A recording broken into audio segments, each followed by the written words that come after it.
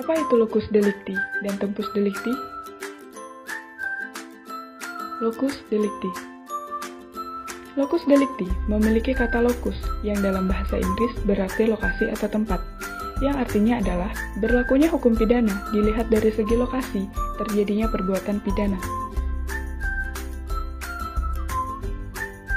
Pentingnya locus delicti yaitu pertama, untuk mengetahui apakah hukum Indonesia berlaku terhadap perbuatan pidana tersebut atau tidak. Kedua, menentukan kejaksaan dan pengadilan mana yang harus mengurus perkara tersebut. Tiga, sebagai salah satu syarat sahnya surat dakwaan.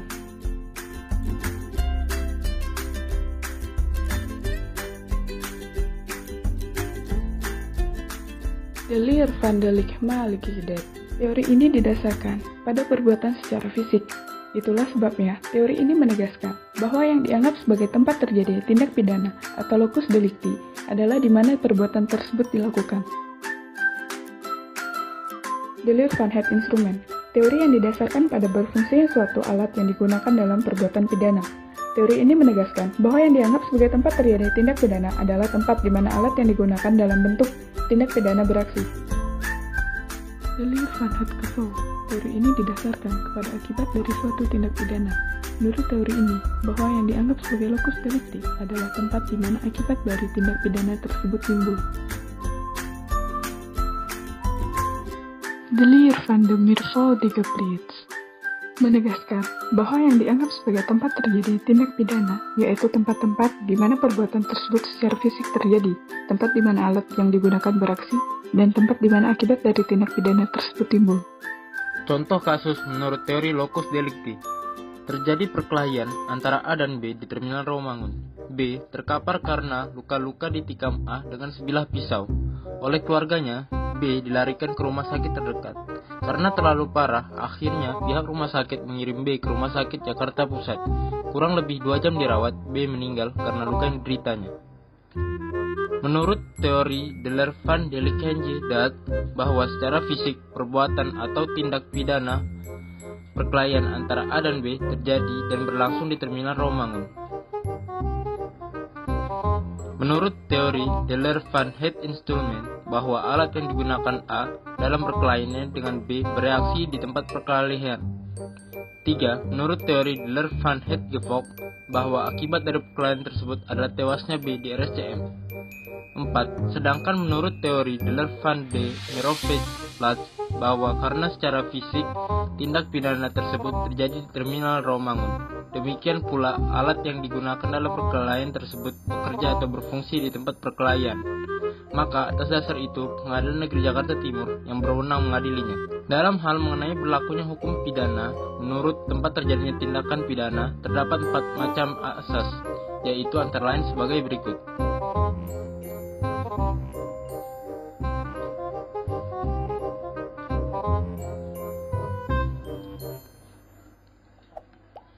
Apa itu tempus delicti?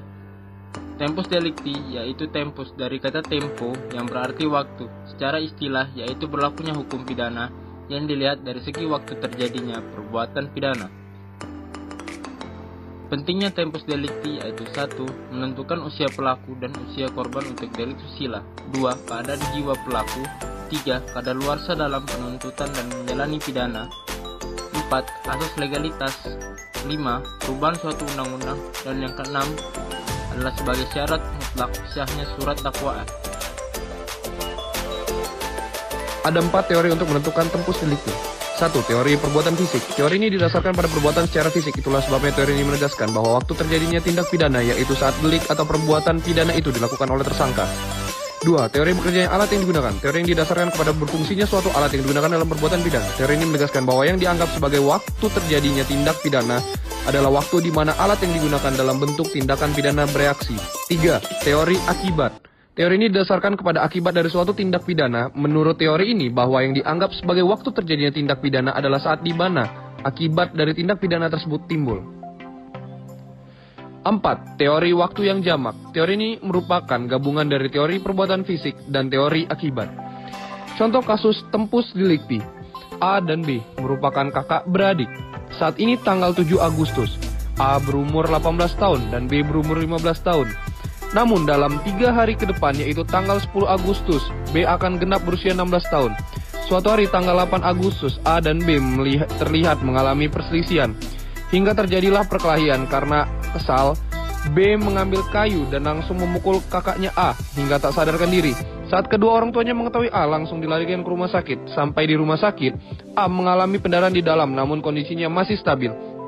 Namun pada hari kelima, yaitu tanggal 13 Agustus, A keadaan menurun dan akhirnya A meninggal. Dokter pun mengeluarkan laporan medis bahwa A meninggal karena adanya pendarahan di organ dalamnya, di mana diakibatkan dari pukulan kayu tersebut yang mengenai dada A, sehingga terjadi pendarahan dan pembukaan darah sehingga mengakibatkan nyawa A tidak tertolong. Ditinjau dari teori. Satu, teori perbuatan fisik. Menurut teori perbuatan fisik, bahwa perbuatan atau pertengkaran secara fisik, yakni dengan pemukulan A menggunakan kayu sehingga menyebabkan A meninggal, dilakukan tindak pidana terjadi pada tanggal 8 Agustus, di mana pada tanggal tersebut B masih belum berumur 16 tahun, yaitu umur minimal menurut hukum pidana seseorang dianggap cakap hukum dalam pasal 45 KUHP. Berdasarkan KUHP, hakim yang dapat memutuskan satu di antara 3 kemungkinan, yaitu A. Dikembalikan kepada orang tua atau wali untuk dididik dan dibina tanpa dijatuhi hukuman pidana apapun. B. Diserahkan kepada pemerintah atau tanpa pidana dan memasukkan ke rumah pendidikan negara guna dididik hingga perilakunya berubah dan sampai usia 18 tahun. C. Dijatuhi hukuman menurut perbuatan yang dilakukan tersangka dengan mendapatkan pengurangan 1/3 dari hukuman yang harus dijalani. 2. Teori bekerjanya alat yang digunakan. Bereaksinya kayu yang digunakan untuk memukul A oleh tersangka B, yaitu pada tanggal 18 Agustus, di mana pada tanggal tersebut B masih berumur 15 tahun. Di mana dalam umur ini menurut hukum pidana belum cakap umur, maka dari itu hakim dapat memutuskan 1 dari 3 kemungkinan yang sudah dijelaskan tadi. 3. Teori akibat. Teori akibat adalah di mana akibat dari pemukulan yang dilakukan B terhadap kakaknya A adalah pada tanggal 13 Agustus, di mana pada saat itu B telah berumur 16 tahun, di mana ini berarti B sudah cakap umur dan dianggap dapat mempertanggungjawabkan perbuatannya di depan hukum. Maka hakim akan memproses tindakan pidana yang dilakukan B sesuai dengan hukum yang berlaku. 4. Teori waktu yang jamak. Dalam teori ini dilihat dari kemungkinan teori perbuatan fisik dan teori akibat, di mana dalam hal ini menurut teori akibat terjadinya kontak fisik saat itu B masih belum cakap umur di mata hukum, dan menurut teori akibatnya, yaitu B dinyatakan sudah cakap hukum. Maka teori yang digunakan adalah teori akibat karena akibat dari perbuatan tersangka telah menghilangkan nyawa seseorang.